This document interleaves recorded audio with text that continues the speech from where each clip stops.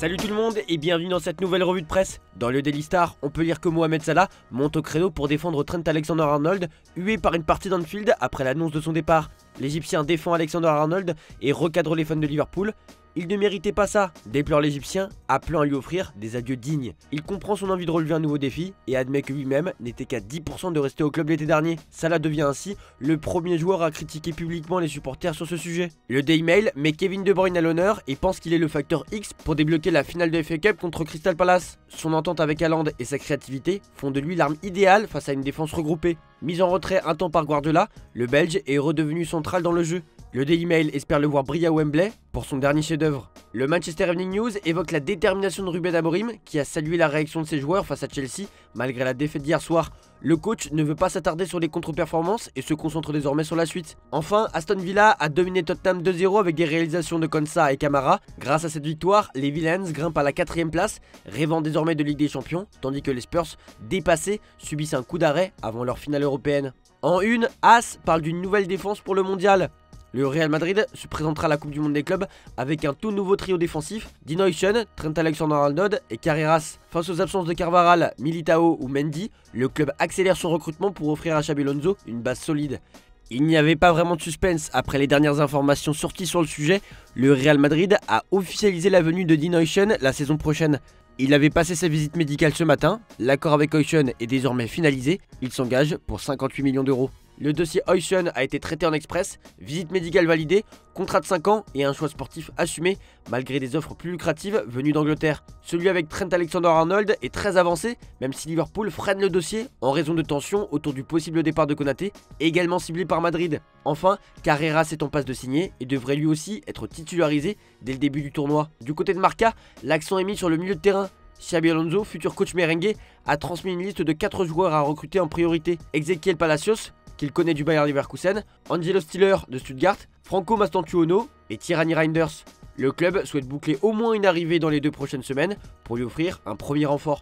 Le Real compte sur ses recrues pour poser les premières pierres du nouveau cycle Alonso. Chez Sport, on célèbre la folie d'un club qui a retrouvé son peuple. Après une saison que peu voyait finir en triomphe, le FC Barcelone a célébré son titre avec plus de 670 000 supporters dans les rues de la ville.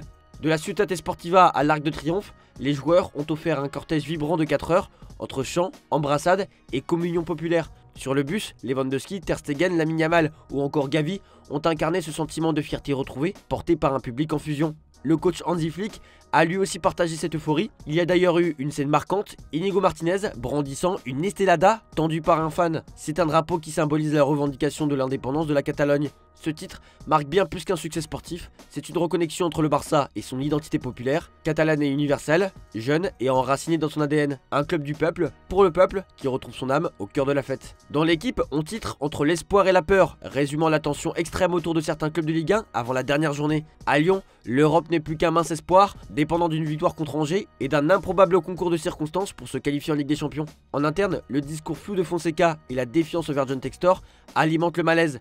Pour Lacazette ou Cherki, ce match pourrait être le dernier sous le maillot lyonnais. A Saint-Etienne, c'est la survie qui se joue face à Toulouse. Le chaudron plein à craquer espère pousser les Verts jusqu'au barrage. Une défaite pourrait marquer une nouvelle descente au-delà du football. C'est l'économie locale et l'identité stéphanoise qui vacilleraient. Malgré les tensions sécuritaires, tout un peuple est prêt à vibrer derrière son club. Le Parisien salue Luis Enrique, unanimement respecté parmi ses pairs. Elsner parle d'un coach à certitude charismatique, Frank Hayes d'une équipe ultra collective, Antoine Camboiré d'un PSG magnifique, et même Roberto De Zerbi à Marseille reconnaît qu'il a donné une âme à Paris. Un rare consensus autour du technicien espagnol qui a su transformer le PSG sur le fond comme sur la forme. Malgré 18 buts et 6 passes décisives cette saison, Gonzalo Ramos reste un second choix au PSG selon l'équipe. Luis Enrique l'apprécie, mais son avenir est incertain. Le club, qui ne veut pas brader son buteur, acheté 65 millions d'euros, envisage un prêt avec option d'achat. Il pourrait partir en même temps que Kolo Muani, sans que Paris ne recrute d'avance autre pur, preuve qu'un vrai numéro 9 n'est pas une priorité pour le staff. L'idée se porte plutôt sur le recrutement de profils, comme les aime son entraîneur, à savoir des joueurs polyvalents, capables de jouer aux 3 postes de devant. L'autre Luis Enrique du championnat, le joueur de l'OM, est l'un des hommes forts de la saison des Olympiens. Courtisé par l'Inter Milan avec un accord verbal déjà trouvé, son transfert bloque les discussions avec Marseille. L'OM ne veut pas brader un joueur sous contrat jusqu'en 2028. La Juventus et Nottingham Forest restent à l'affût. Selon nos informations, ce week-end contre Rennes, Enrique pourrait jouer son dernier match au Vélodrome. Et c'est possiblement le dernier match de Leroy Sané avec le Bayern Munich aujourd'hui. Selon Bild, l'ailier allemand a refusé l'offre de prolongation du club malgré un ultimatum fixé pour ce week-end. Après avoir changé d'agent pour rejoindre Piniza à vie, un nom bien connu sur la scène des transferts, Sané a mis en pause les discussions et les signaux envoyés par le joueur ne vont pas dans le sens d'une prolongation.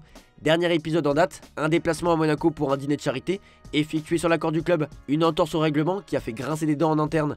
Malgré ce contexte tendu, Vincent Kompany se montre confiant dans sa capacité à maintenir l'unité du groupe. Mais en coulisses, la séparation semble inévitable. À 19 ans, Job Bellingham, joueur de Sunderland, est devenu l'un des noms les plus scrutés du mercato estival. Dortmund, Francfort et Leipzig se disputent le milieu offensif. Le BVB, où a déjà brillé son frère Jude, part favori, mais devra d'abord assurer sa qualification en Ligue des Champions. Francfort, qui offre un environnement moins médiatisé, séduit aussi par son cadre plus calme, propice au développement. Leipzig, également intéressé, pourrait être désavantagé par son absence en Ligue des Champions. Le transfert est estimé à 25 millions d'euros, un gros coup à venir pour la Bundesliga. Voilà, c'est tout pour aujourd'hui, bonne journée à tous, merci pour votre fidélité, on se retrouve demain pour de nouvelles vidéos sur Foot Mercato.